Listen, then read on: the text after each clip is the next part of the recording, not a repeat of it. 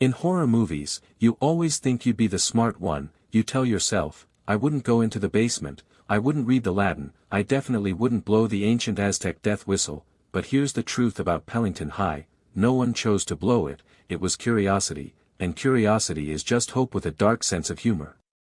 Before the whistle, there was Mason "Horse" Raymore, captain of the basketball team, the kid who was going to get us out of this dying steel mill town. One night, during the biggest game of the season, Mason saw something in the crowd, a man made of charcoal and smoke. It didn't walk, it drifted. Mason won the game, but he lost his mind. He smashed open his locker, found the whistle, begged. 3 hours later, in the locker room showers, Mason looked in the mirror. The burned man was standing right behind him. Mason didn't scream, he just opened his mouth and the smoke poured out. He burned from the inside out. That was the first death. It looked like an accident, but it was just the opening note.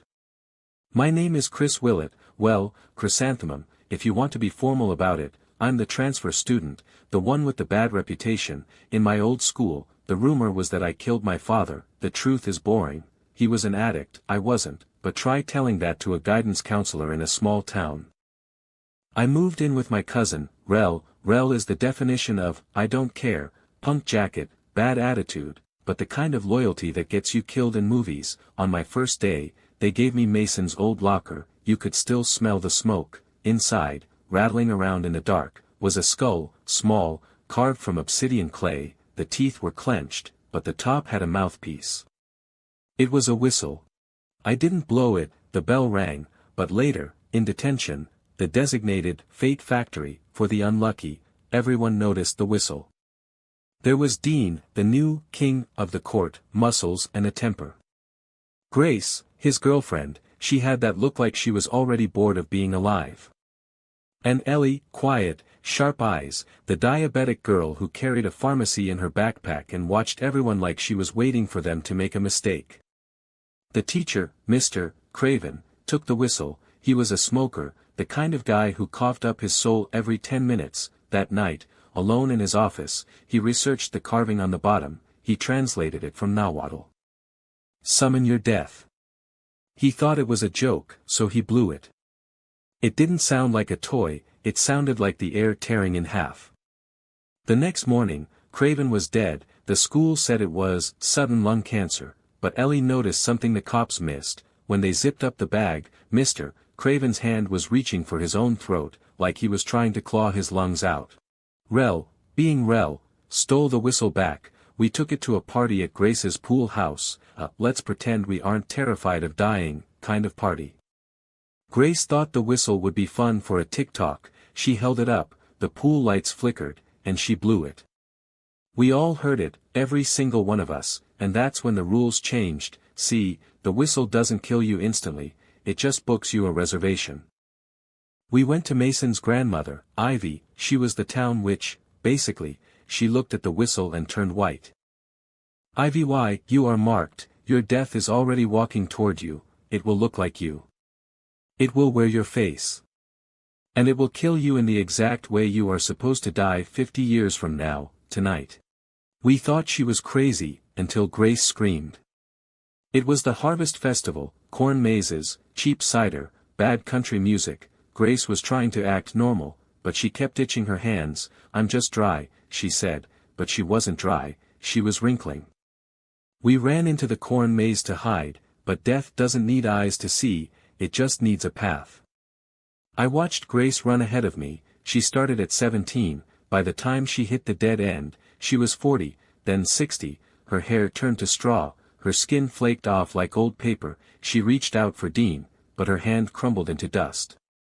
We found her clothes empty on the dirt. The death didn't burn her, it didn't stab her, it just aged her into nothing, because that was her future, anorexia. Heart failure. It didn't matter, the whistle took the shortcut.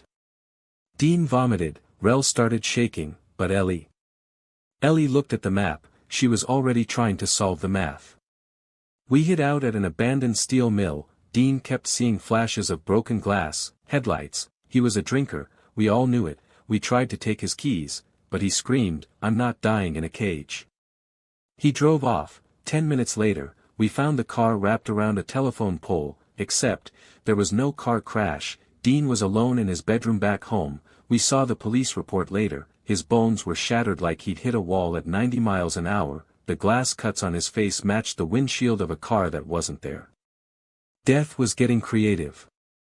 Ivy, the grandma, called us one last time. She was on her deathbed herself, but she gave us the loophole. The curse is a hunter, it follows blood. If you want to survive, you need to give it a new target, mark someone else, cut your hand, touch their skin, when your death comes for you let it take them instead. It was the oldest rule in the book, sacrifice a stranger to save yourself. Rel had an idea. There was a guy, Noah, youth pastor by day, drug dealer by night, real pillar of the community. Rel figured, he's going to hell anyway, why wait? We cornered Noah in the church basement. Rel had the knife to his throat, I had the blood on my hands. I was going to do it, I was going to touch his face and damn him to hell just so I could see the sunrise. But Ellie stopped me. She put her hand on my arm. You aren't a killer, she said, your dad was, not you. I hesitated, and that's when Rel's death showed up. Rel worked at the scrapyard. In 30 years, he was supposed to have an accident with the car crusher. The whistle didn't want to wait, the air shimmered, Rel was thrown against the wall, but he didn't fall, he stretched, metal beams bent around him like he was in a press. He looked at me, Chris, just mark me and run. But you can't mark someone who's already being eaten by a ghost. His death wore his face, smiling, as it folded him in half. I don't want to describe the sound, just know that machinery doesn't need teeth to eat you.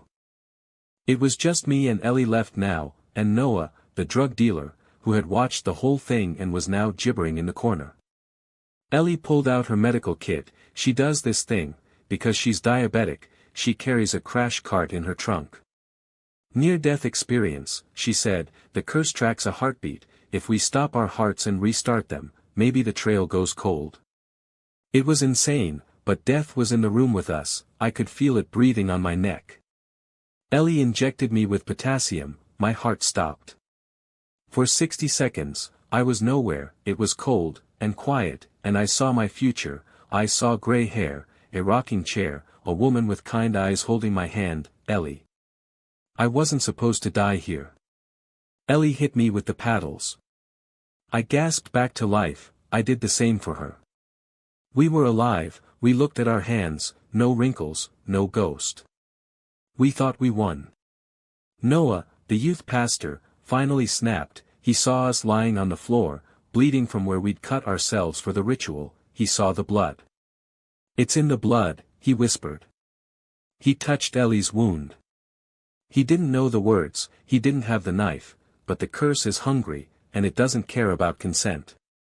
Noah screamed as his own death stepped out of the shadows. His liver failed, his skin turned yellow, he collapsed in 3 seconds flat. The curse had transferred. We ran, we didn't look back. 3 months later. Ellie and I got together, we thought the nightmare was over, we threw the whistle into the river. But curses are like cockroaches, they always come back. It's the spring semester, a new girl just moved here, her name is Asha Nelson, transfer student, quiet, scared. I saw her opening her locker today, Mason's locker, they never replaced the lock. I saw the glint of bone, the same skull-shaped whistle. I tried to scream, but the auditorium doors slammed shut. They are having the assembly now, they are calling her to the stage to play the school anthem. She doesn't know what she has. She thinks it's a flute. She's raising it to her lips. Game over.